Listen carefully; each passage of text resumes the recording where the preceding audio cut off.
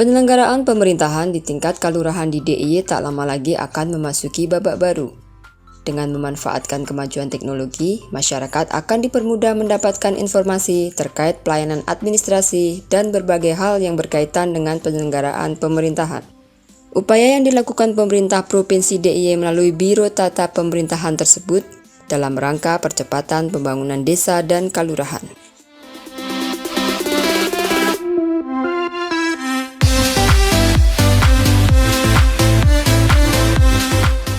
Kalau kita bicara percepatan kelurahan dan juga koordinasi dan juga terkait fasilitasi kebijakan, kami di Biro Tata Pemerintahan, khususnya pemerintahan kelurahan, ini sering melakukan kegiatan Tapem Seraung dan Jagongan Kelurahan.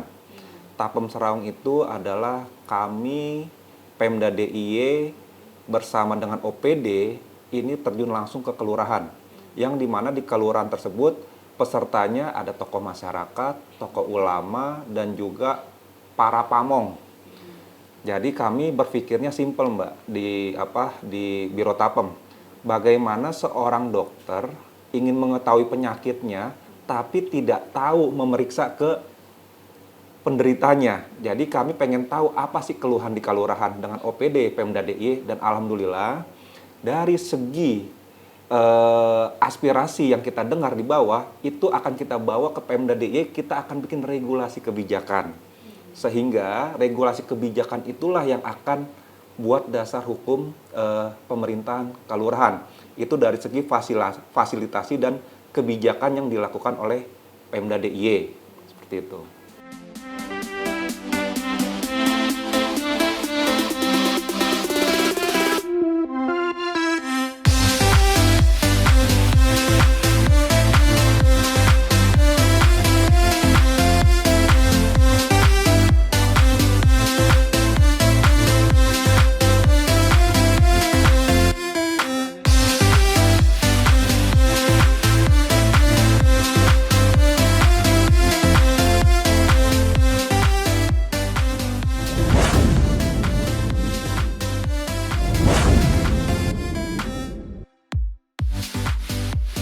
Jadi kalau kita bicara Pergub 2, desa sudah menjadi kelurahan.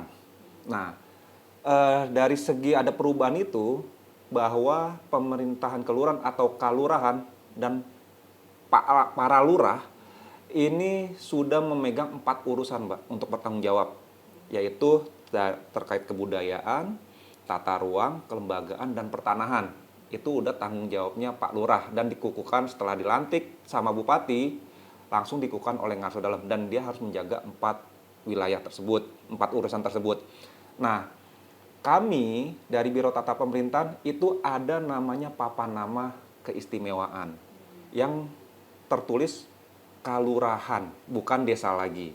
Dan kami sebut juga ada namanya QR Code. Jadi papan nama keistimewaan, istimewanya apa? Kami kasih QR Code. Nah, QR Code itu isinya adalah aplikasi. Aplikasinya salah satunya kita bisa mengetahui lurahnya siapa, pamongnya siapa. Kedua, APBKal. APBKal itu fungsinya untuk apa saja yang dipakai oleh para lurah. Jadi kalau Mbak atau Mas lihat, selalu APBKal-nya itu ada di tembok-tembok atau di pohon-pohon. APBKal infrastruktur sekian ratus juta, Sarpras sekian. Sekarang sudah tidak ada lagi, Mbak. Karena itu terkait visual itu tidak elok. Jadi kita kasih QR Code yang dimana semua masyarakat bisa mengakses. Itu kedua. Ketiga, ini akan lebih efektif lagi karena biasanya Sabtu Minggu lurah tutup. Ya kan? Nah, papan nama ini ada di depan, Mbak. Dan QR Code-nya itu 1 kali 24 jam. Jadi kalau misalnya para masyarakat ingin melihat apa sih kegiatan kelurahan dari segi dana keistimewaan, dari segi dana desa, ini bisa dilihat di sana. Dan ketiga juga kalau misalnya para masyarakat pengen tahu transparansi dan akuntabelnya kelurahan tersebut, ada di QR Code itu. Karena Pak Gubernur menyampaikan pemerintahan yang baik adalah pemerintahan yang transparansi dan akuntabel. Dan itu kami lakukan di pemerintahan kelurahan. Alhamdulillah kita harus melakukan pemerintahan kelurahan dari segi bawah dulu, insya Allah akan ke atasnya akan menjadi pemerintahan yang baik.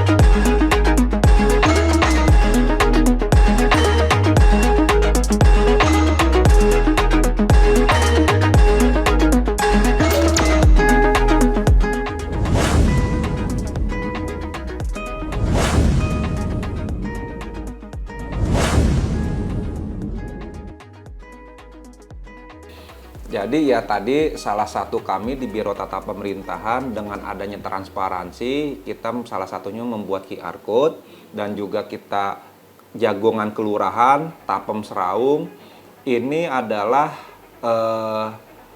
ya terutama QR Code tersebut ya, karena kita tahu bahwa zaman sudah semakin canggih dan juga digitalisasi pun semakin maju. Kalau kita nggak mengikuti zaman, kita akan tertinggal, Mbak. Dan kami sudah survei bahwa kalau misalnya SIMKAL, kita sebutnya SIMKAL, Sistem Informasi Kelurahan. Kalau ini nanti serentak di 392 kelurahan, ini adalah terobosan pertama dari 34 provinsi khususnya di daerah istimewa Yogyakarta. Jadi siapapun itu bisa mengakses dari segi tadi APBK-nya, terus ya kita pernah lihatlah ada 10 desa kayak desa wisata, desa mandiri, desa lain-lainnya, itu nanti bisa dilihat, ada desa budaya. Nah, jadi kalau misalnya turis lokal ini mau datang, terus dia pengen tahu apa sih kegiatan di desa tersebut, tinggal cari aja, oh ini desa budaya ya, ternyata malam minggu ada wayang, jamnya sekian. Jadi orang bisa lihat, Mbak, dari segi itunya. Dan juga pelayanan publik. Nah, pelayanan publik, contoh, kalau misalnya masyarakat tidak mengetahui permasalahan yang ada di kelurahan atau tidak transparansi, ini bisa ke Biro Tata Pemerintahan, sehingga dengan publikasi nanti itu masyarakat bisa mengetahui detail apa sih yang dilakukan oleh kelurahan. Kayak padat, kan kita kan ada padat karya, Mbak, ada balai budaya, dan juga banyak dana keistimewaan ini yang terjun ke kelurahan. Jadi masyarakat bisa tahu apa sih dana keistimewaan itu, fungsi dan gunanya. Jadi nggak cuma sekedar lurah doang yang tahu, tapi masyarakat tahu lewat QR Code tersebut. Jadi gini, kalau misal papan nama keistimewaan itu sudah 90 dari 392. Nah, untuk QR Code tersebut, kita lagi uji coba yang sudah nih baru 2, Mbak. Karena kan sistem informasinya lagi kita kaji nih, jangan sampai salah. Yang kalau Mbak kelurahan itu ada Trimurti dan Guosari. Di Bantul dua-duanya. Ya, jadi kalau nanti Mbak ke sana itu ada papan nama keistimewaan, di situ ada QR Code, itu akan jelas websitenya di kelurahan itu apa aja, terus efektif atau prestasinya lurah itu apa aja, dan nama-nama lurah, pamong itu siapa, itu ada semua di sana. Sehingga ya tadi transparansi dan akuntabel dan informasi yang Pak Gubernur kita dikasih arahan itu sudah terlaksana di pemerintahan yang paling bawah, itu kelurahan.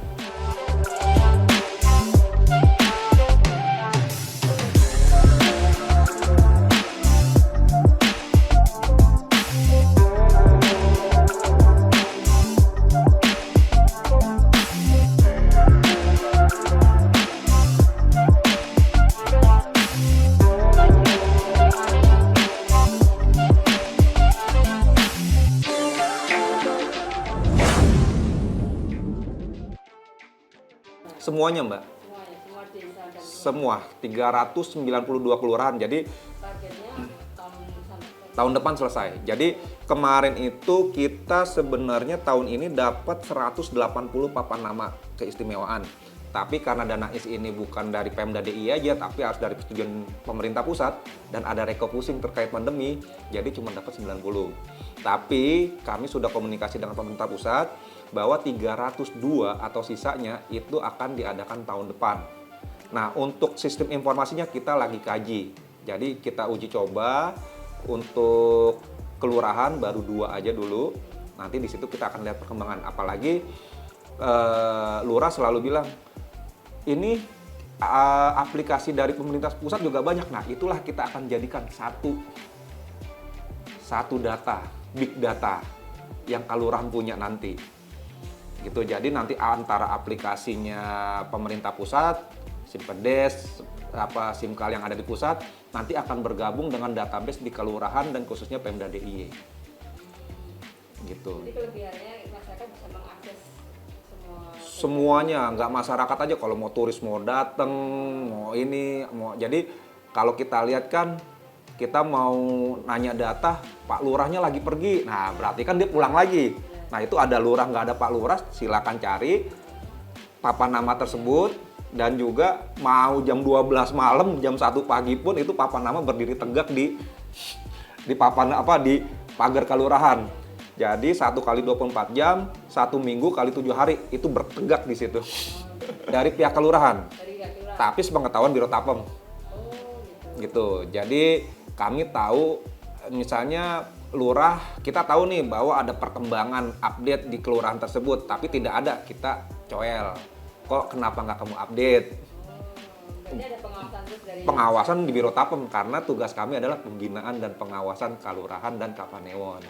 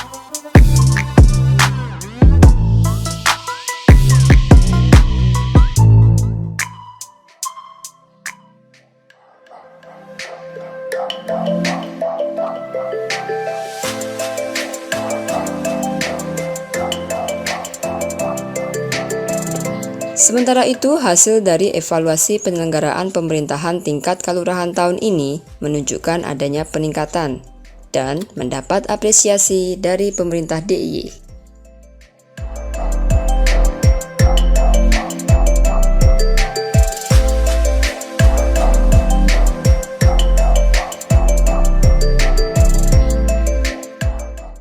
Kebijakan Biro Bina Pemberdayaan Masyarakat Seda DIY dalam rangka evaluasi penyelenggaraan pemerintahan kelurahan dilakukan setidaknya dengan 2 cara. Yang pertama dilakukan dengan monitoring dan evaluasi, yang kedua dilakukan dengan lomba kelurahan. Di lomba kelurahan untuk tahun 2021 tingkat daerah istimewa Yogyakarta sudah dilaksanakan dengan hasil juara 1 itu Kelurahan Guosari, Kapanewon Pajangan, Kabupaten Bantul. Juara 2 Kelurahan Gulurejo, Kapanewon Lendah, Kabupaten Kulon Progo. Juara 3 Kelurahan Gari, Kapanewon Wonosari, Kabupaten Gunung Kidul. Kemudian juara 4 atau yang terakhir adalah Kelurahan Taman Matani, Kabupaten Sleman. Kemudian yang kota itu juara 1 Kelurahan Terban, kemudian juara 2 Kelurahan Wates Kulon Progo.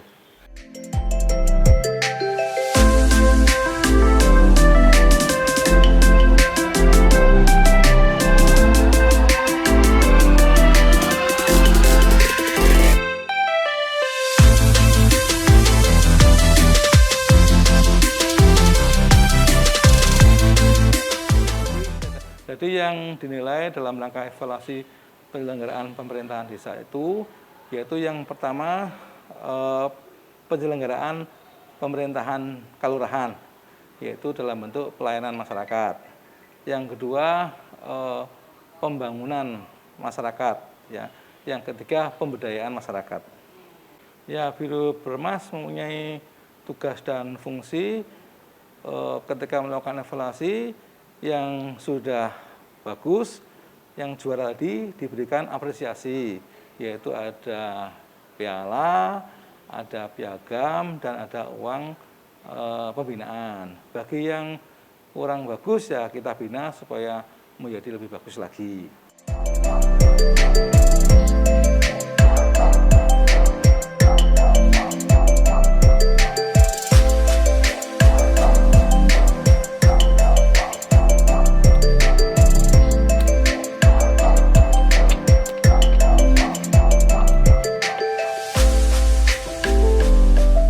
Sebenarnya kan di luar masa pandemi, juara 1 tingkat DIY itu kan maju ke juara tingkat regional. Namun karena pandemi, kejuaraan yang regional ditiadakan. Nah, tetapi untuk tahun 2022, mudah-mudahan ada kejuaraan lomba kelurahan tingkat regional.